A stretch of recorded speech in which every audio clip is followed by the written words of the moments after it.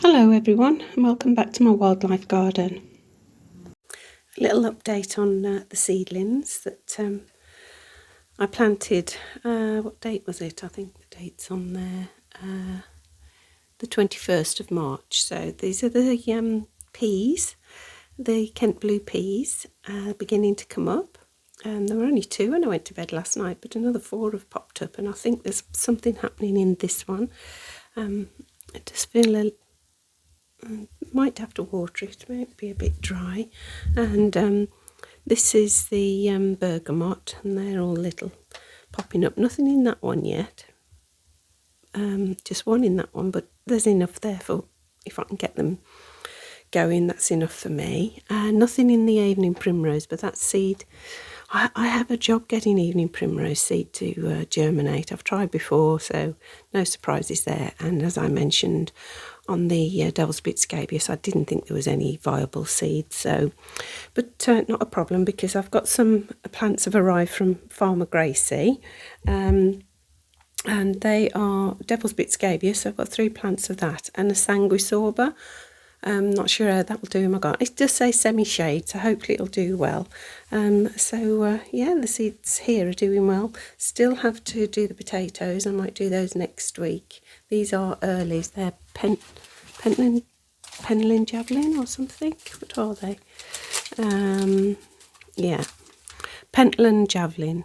So I need to get those in because they are early. So get those in next week. I'll show you where I'm planning to put those, and because I have to do them in tubs, I can't put them in the ground, so I might find a space for one in the ground. Be interesting to see what happens if I can find a space. But yeah, I'll take you in the garden and have a little look at the spring garden and what's happening out there now. I thought I'd show you the number of sticks that the crow flies in with and then promptly drops in the garden. They're just everywhere. I pick them up every day and then they're replaced. You see, they're under there as well, just everywhere. The nest is coming on, they're persevering, and it's so funny how many sticks I have to keep picking up. I'll put them on the I have actually made a bug snug, so I'll add them to that. So all these sticks are of a standard size and width. Look, it's amazing, isn't it? I find that fascinating. It's like a nest in itself now. Amazing how they're virtually the same size, same thickness. Now they're changing to finer ones as the nest gets bigger. It's interesting to see how they do it. My only concern is we've got high winds coming the weekend, not as bad as up north in Scotland and Northern Ireland. There's a storm coming in, Storm Dave. Don't think we're going to be affected too much, but the winds will increase. So, and birch trees are, you know, they sway a lot in the wind, and you can just see the dark blob of that nest. Hopefully it'll stay safe when the winds pick up. And it won't be the only storm that comes, I dare say. At the moment we seem to get storms regularly now. Yeah, so everything in the garden I'm pleased with. There's everything is coming up well, and yeah, hopefully in about 4 weeks' time it will look really, you know, have a lot more colour in it. So for the time being, I've just got a little bit left to clear up. Need to get rid of the dead seeds up this end of the garden. As I said, I've done the central border, so there's just little bits here and there. There's very little really. These seed heads need sorting, and yeah, I can't really see many left now to tidy up. The only other thing I'll do is I might tidy the border edges around the middle border, because we get ground nesting bees there, and so if I can just clear that a little bit, it seems to encourage them more. I have noticed with not cutting my grass regularly, there are fewer ground nesting bees. I know they like different sorts of soils and that, but the ones the mason bees and I forget the name of the one at the top of the garden that we normally get. They've always nested there because the grass was short. Since I've stopped doing that cutting, I don't seem to be getting as many, so it might be something to try out, see what happens. If I just keep just round the edges of the borders tidy, just clipped back, to see if that encourages more ground nesting bees.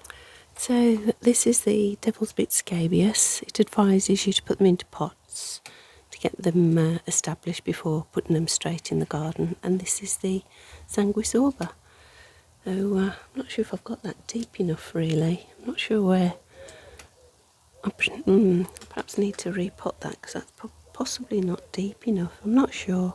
And this is some rosemary I got from the store, and I've potted up as well. I'm going to take these all out of the water now. They've been in water all night. There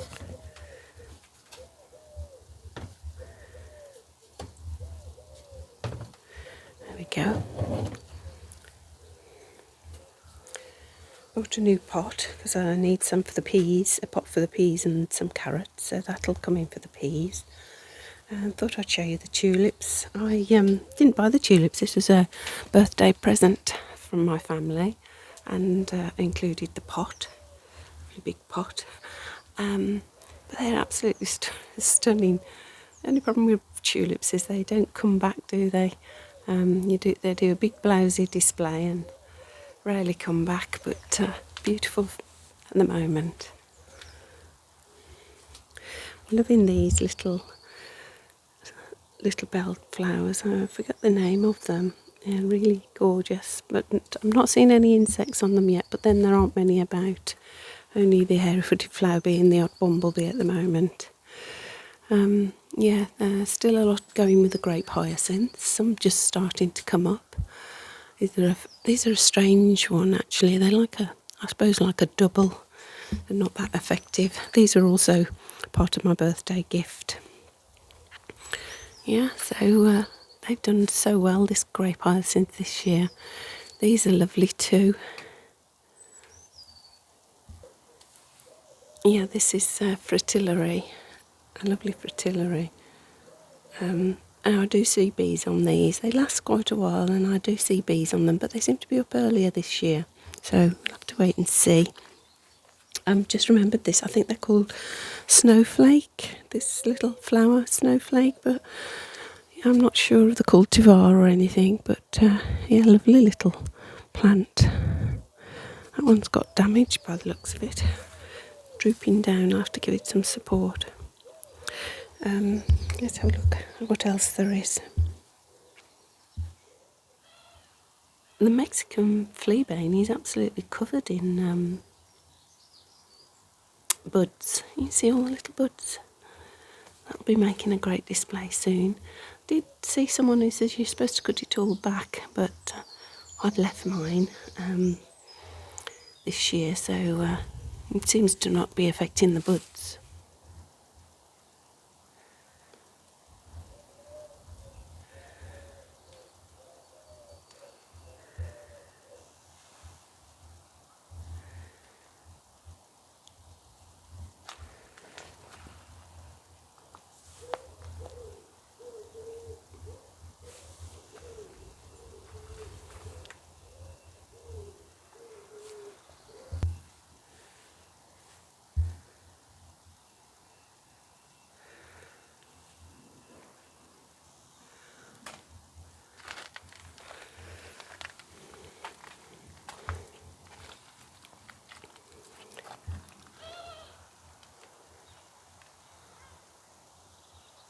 I think this is ballerina, not sure, but I know it's really favoured by the solitary bees.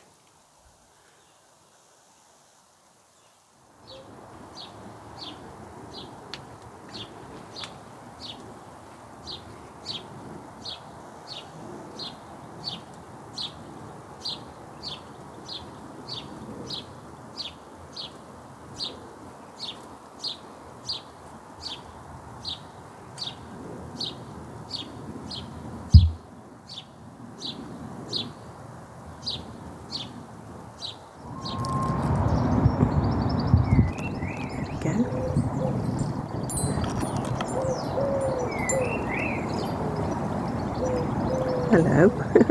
And his female friend is just up the garden. Can't see her now.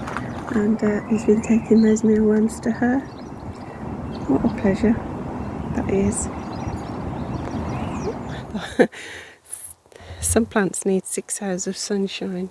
And I don't think, I'm trying to think if there's anywhere in my garden that offers that really. That's why it's more of a woodland garden than a meadow garden. But we still attract lots of bees. So whatever it is we're doing seems to be working. There's a big patch of honesty here, which is one I was going to move, but when I realised it was white, I thought I'm going to leave it. So it brightens up this dark, shady bit. And that's the crow with a stick. Yeah, it darkens up this little shady spot, so they're happy there. So I'll leave that there. Can't believe how the cow parsley is all coming up now. I can hear a big bee. Oh, there she is. Let's see if we can get a beautiful big bee. Look at her. Oh, please stay. Oh, she's gone.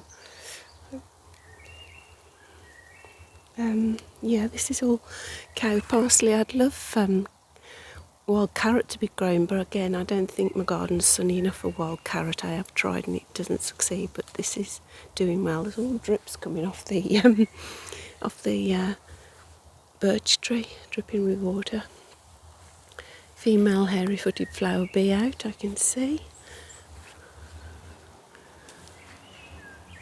A lot of alliums coming up in this spot now. This used to be very sunny. I'll have to see if I can find a photo. This fence wasn't here years ago. It was just a little metal fence. Same as the fence that's on my left, but lower. And very sunny before the trees had got established as well. And there were alliums there, but as it got shadier, they stopped sort of, displaying as well. But of late, they've just started spreading, so I'm just leaving them to do their thing.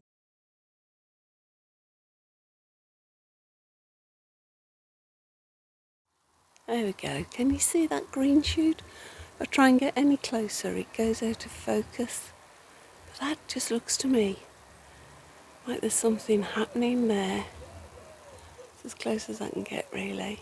So, fingers crossed that's happening. It's worked, I hope. This rose will be in flower soon. It'll be lovely. It's a lovely little white rose. That if that could just stay like that forever and never change, that would be perfect. But it won't. So it's a case of cutting that back hard after it's flowered. So, but it's it's just controlling it, as I've said. I've just let it get away in the past. I've got to keep that patch of ground underneath open at all times. So yeah, there's still just a little bit of tidying up to do. This is just beginning to reshoot. I can see in the pond. I didn't think it was growing, but I can see some shoots coming up, so I can cut that back soon. I've got today to do a bit of tidying up, so I'll be cutting some more dead heads back and cutting and dropping. If they've got holes in the stems, I've been hanging them up. Not many do have holes in the stems. I do hang the lavender up for insects to hide in, as there. I noticed the one that's dropped out the apple tree. I need to pick that up and put that back.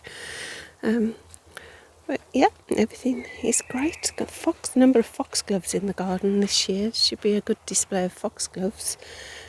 And a lot of white honesty, as I say, in this part of the garden.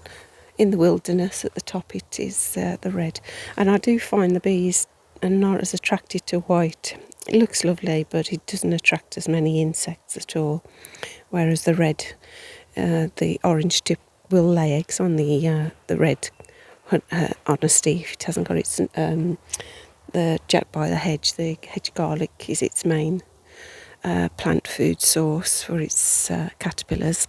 And there's plenty of that coming up this year. So again, that's sort of a biannual, so that's coming up this year. I've spotted it everywhere. So that's it then, a little catch up of this spring garden. And we managed to catch a rat. I'll put a little video in of that. which surprised me because I hadn't set the trap. I moved it, which is unusual because you're supposed to set them and never move them because they're such intelligent little creatures.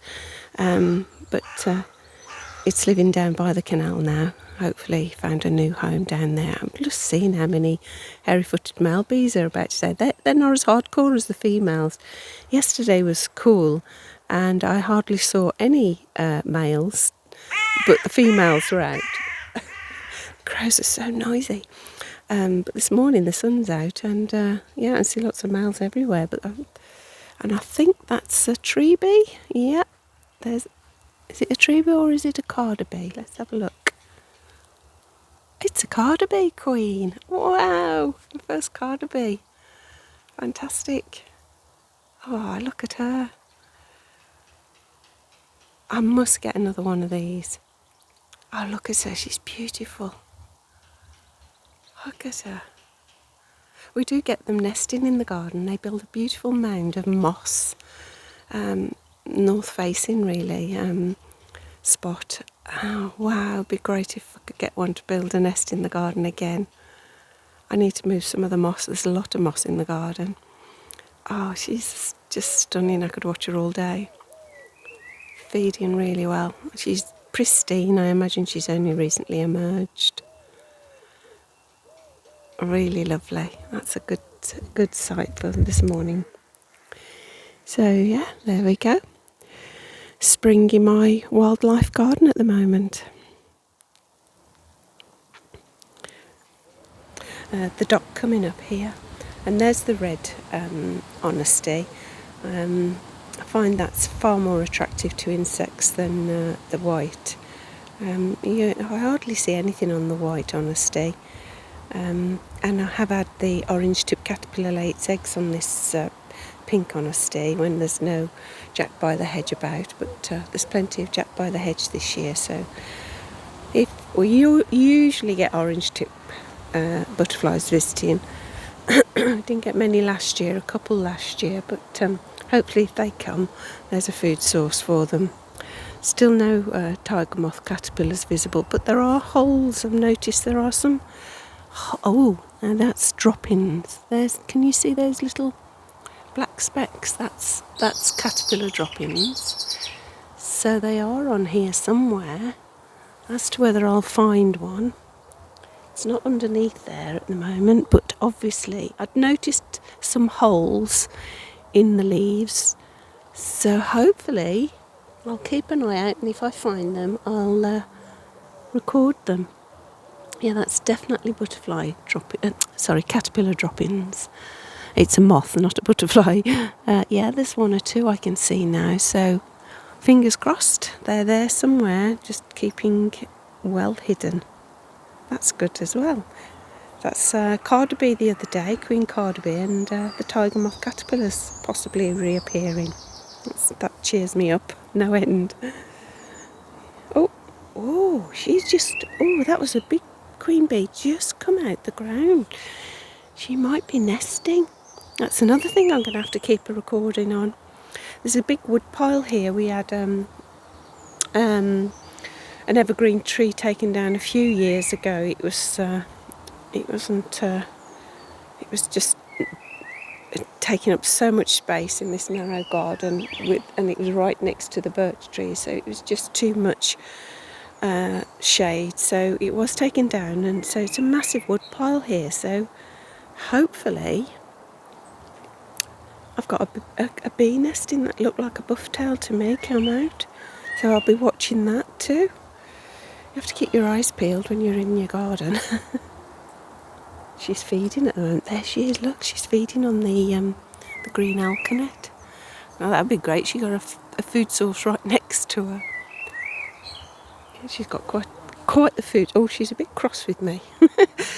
She's got quite the food source in this area. So there's a lot of green alkanet in my garden. At the moment there's plenty in my neighbour's garden. They do strim it to the ground at a certain time. At least once a year they strim it to the ground. But hopefully she's got a good food source here.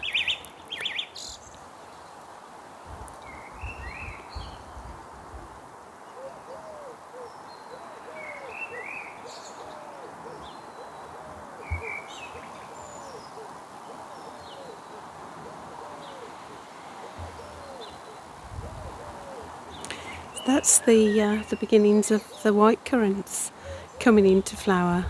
Quite a few flower heads on. Same with the red currant. There's a red currant in the background. I'm also monitoring this because we do get, although it doesn't seem to be affecting them if you look at how much growth is on them, we do get a sawfly on these plants, and so they can absolutely strip it. So I should be looking out for them and see if I can identify it's obviously possibly the currant sawfly or something, but it doesn't affect the raspberries. They don't seem to go on the raspberries, but they certainly like the currant, so I want to try and identify, I think.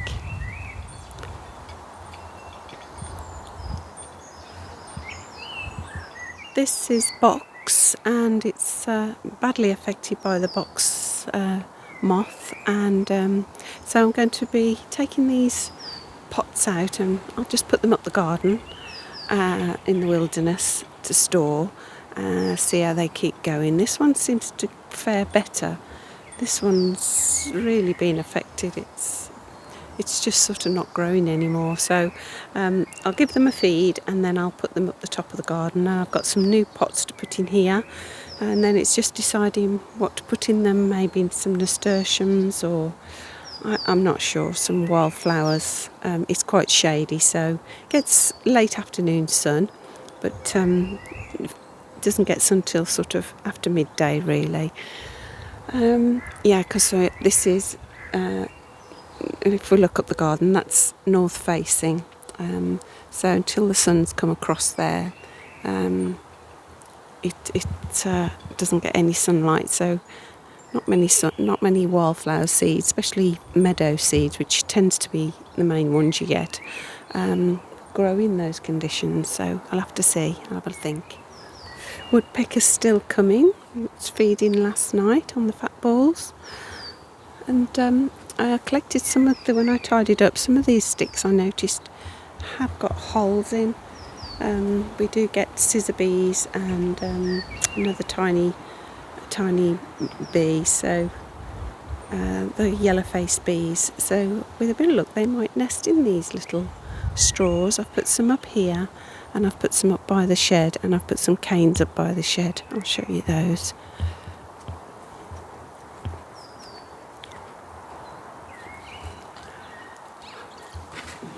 I need to secure this one a bit better, so it might be blown about a bit. That one's quite secure, and this is the tin of larger ones of various sizes there. We'll see if they get used.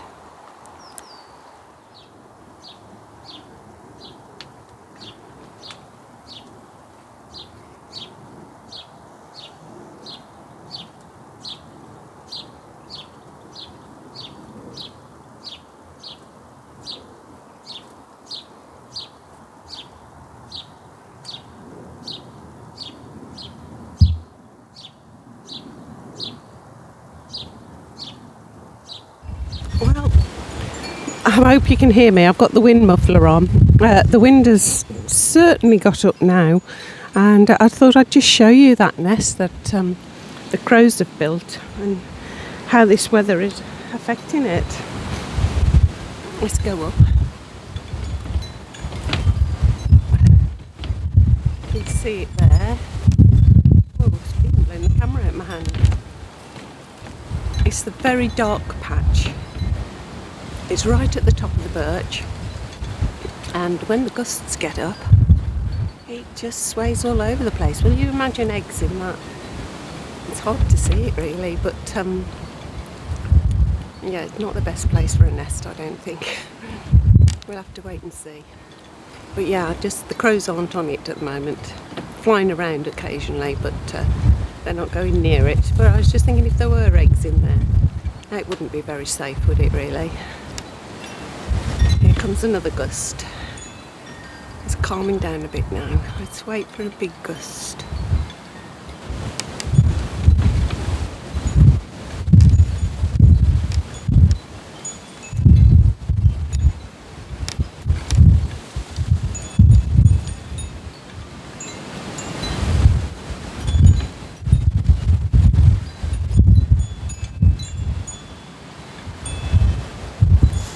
Well, that's all for this video. I hope you enjoyed it, and yeah, enjoy your gardens over the Easter holiday. Take care, everyone. Bye for now.